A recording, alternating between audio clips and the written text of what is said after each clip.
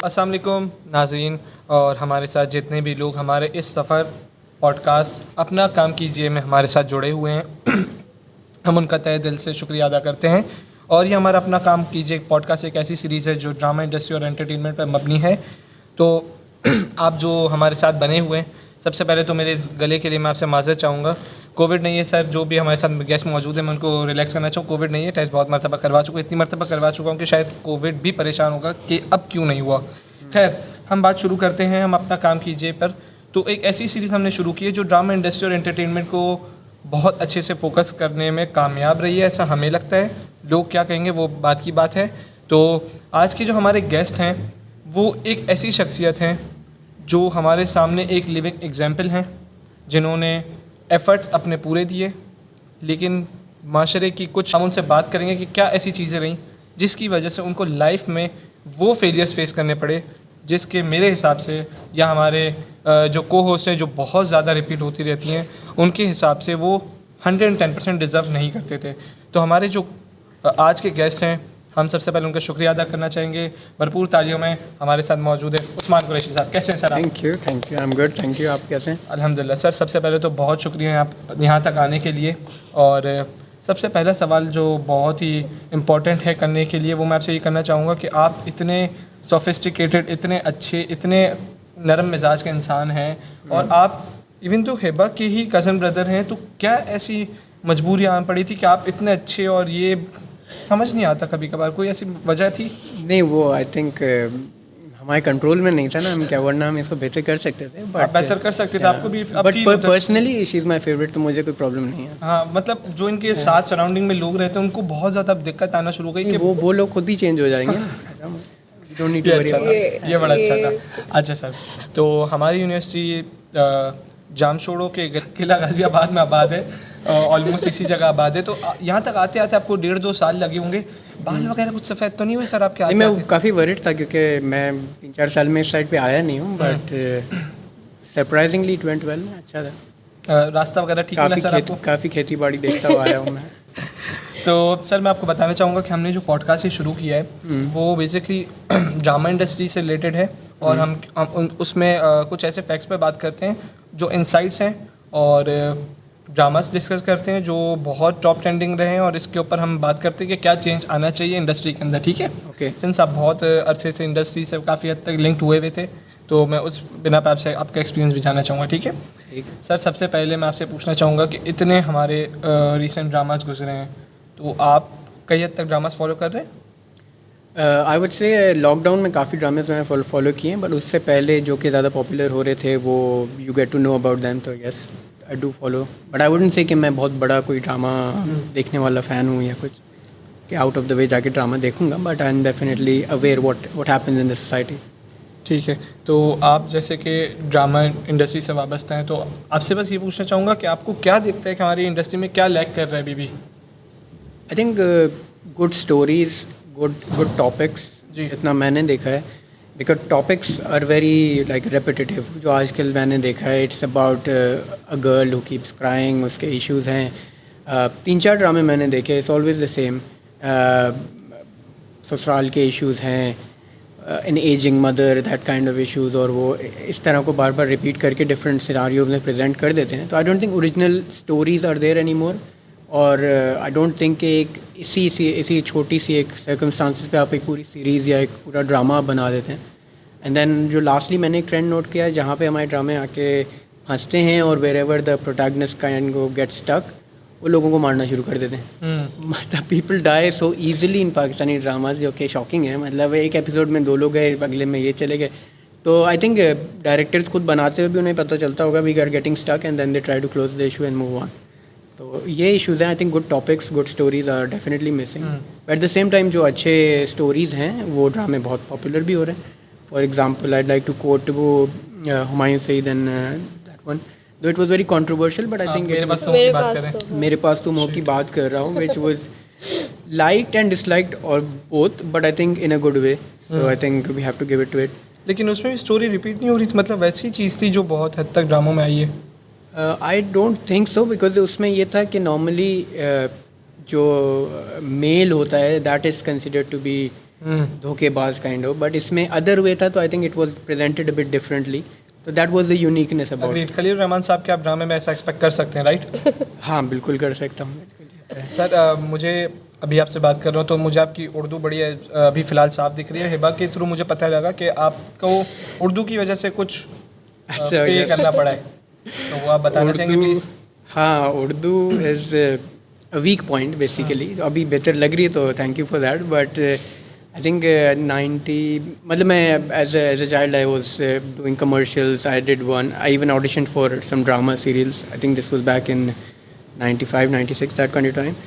तो मैं जब ऑडिशन के लिए गया, I think it was Saira Kazmi का ड्रामा था, नहीं not Saira Kazmi, this was Mehreen Jabbar का ड्रामा था, धूप में सावन।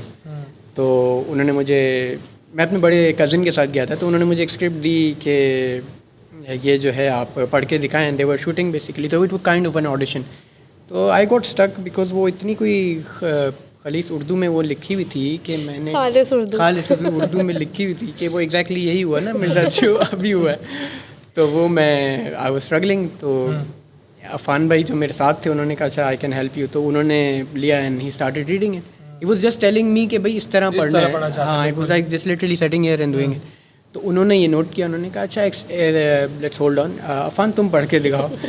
तो he stood up and he read the whole thing very well. वो मुझसे 4 साल बड़े भी थे, तो उन्होंने कहा अच्छा इसका लुक टेस्ट करो, इसका ऑडिशन करो, एंड फ्रॉम दैट वो next day he was signed for that drama. तो आई थिंक काफ़ी सैड हाँ, नहीं ड्रामा बहुत अच्छा था। It was actually the first drama for Humayun Saeed, Nadir Jamil was there, बड़ा ब्रेक हो सकता था, यासिर नवाज एज वेल, और लाइक हमारे घर पे ही काफ़ी उसकी एपिसोड शूट भी हुई थी। Nice, very nice. तो I saw something leaving me at that time. तो मतलब जैसे आपने ये बताए, अपनी ट्रेजेडी बताई, तो इससे हमें क्या मतलब आपका क्या वो है कि पहले ड्रामों में ज़्यादा इन चीज़ों पे फोकस किया जाता था कि लैंग्वेज मतलब उर्दू आनी चाहिए तो कैरेक्टर भी अच्छा रोल प्ले कर सकते हैं, और अब जो है वो इतना नहीं होता।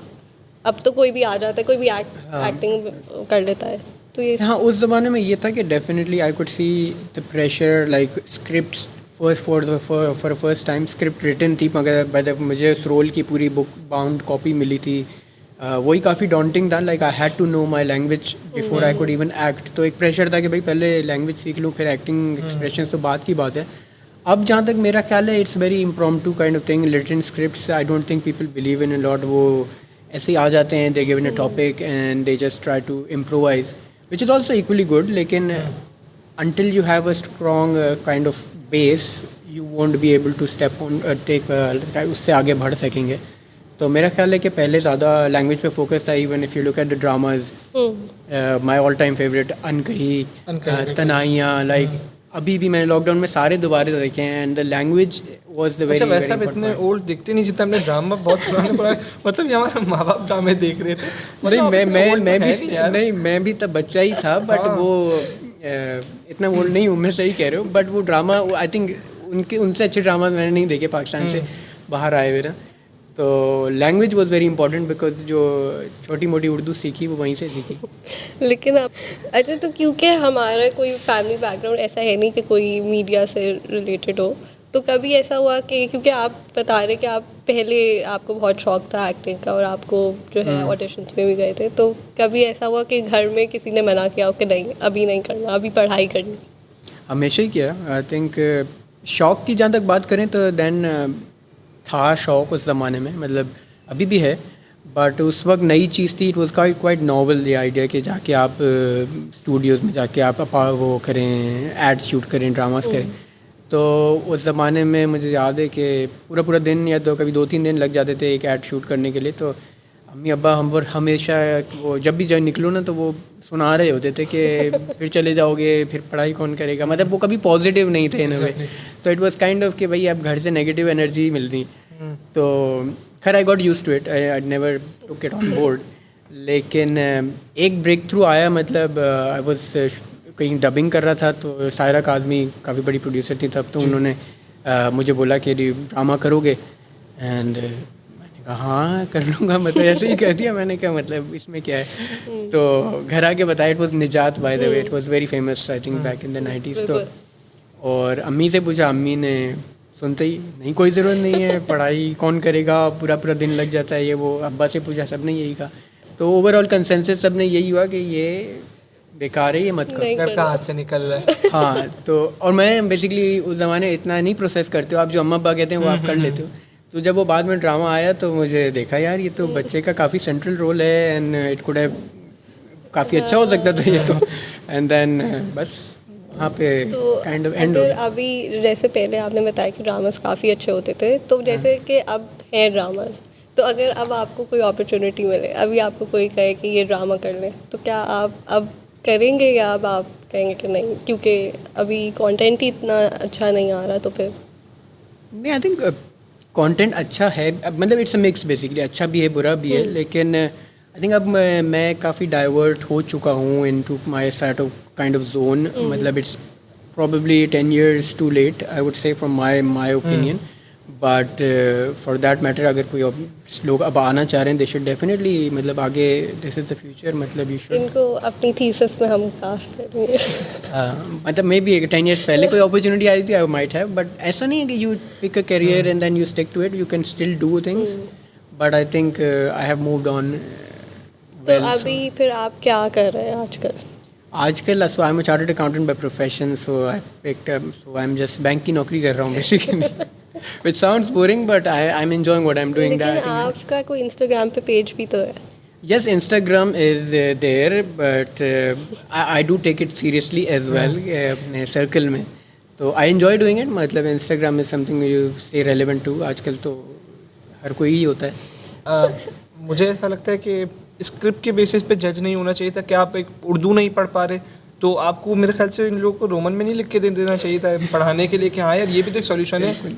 हाँ बिल्कुल, मुझे उस वक्त यही आपकी फीलिंग आई कि भाई लैंग्वेज से क्या फ़र्क पड़ता है, आप मुझे जो बोलोगे मैं बोल दूंगा। एग्जैक्टली आपका क्या एक्सेंट, क्या फॉरेनर्स वाला था यो, ऐसा तो कुछ नहीं था ना? ऐसा कुछ भी नहीं। हाँ, it wasn't a big deal, लेकिन बिग डील बनाया गया ना। तो मैं अभी भी अपने कज़न को काफ़ी उनको सुनाता हूँ कि आपने मेरा रोल खाया है। और वो भी क्या कर रहे हैं? And he is a computer engineer now, वो अब यूएस में है। तो वो भी खा के उन्होंने कुछ किया नहीं बेसिकली, या तो छोड़ ही देते शायद मेरा कुछ।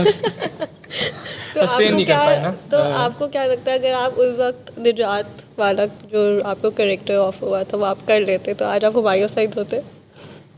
हाँ बिल्कुल, आई वुड से कि मतलब हुमायूं सईद नहीं भी होते तो आई वुड हैव प्रोग्रेस्ड, क्योंकि उनको बिल्कुल शौक नहीं था। ही वॉज इवन जब वो जाते थे शूट पे तो ही वॉज वेरी कि भाई कहाँ फंसा दिया ये वो करके, और मैं बड़े एंथुजियास्टिकली जाता हूँ। मैं वो उनकी सारी शूटिंग में मैं गया हूँ, उनके सारे सीन मैंने देखे हैं उनके, इवन वो he was wearing my clothes as well.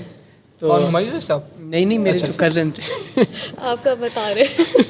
तो ही वाजंट एंथुजियास्टिक, तो मैं था, तो मैं I could have probably progressed. तो आपने मुझे जहाँ तक याद है आप लोगों ने भी तो कोई एक ड्रामा बनाया था। यस, हमने भी ड्रामा बनाया था। तो नाम और सब? तो जब कोई नहीं ले रहा था तो हमने कहा हम अपने ही बना लेते। ये भी सही है। तो हमने कौन सा ड्रामा बनाया था? यस, आई थिंक 3-4 बनाए थे, बट जो सबसे अच्छा किया था डर, वो ज़माने में एक शो आता था जी हॉरर शो, इफ तुम लोग इतने बड़े नहीं हो। सर हम तो अभी भी फायदा हूँ, अब ऐसा लग रहा है तनाइया की जहाँ पे बात है, मैंने कहा यार ये पॉडकास्ट लेना जो मैं चाह रहा हूँ। नहीं है, उस पर भी मैं क्लियर कर दूंगा वो भी मैं।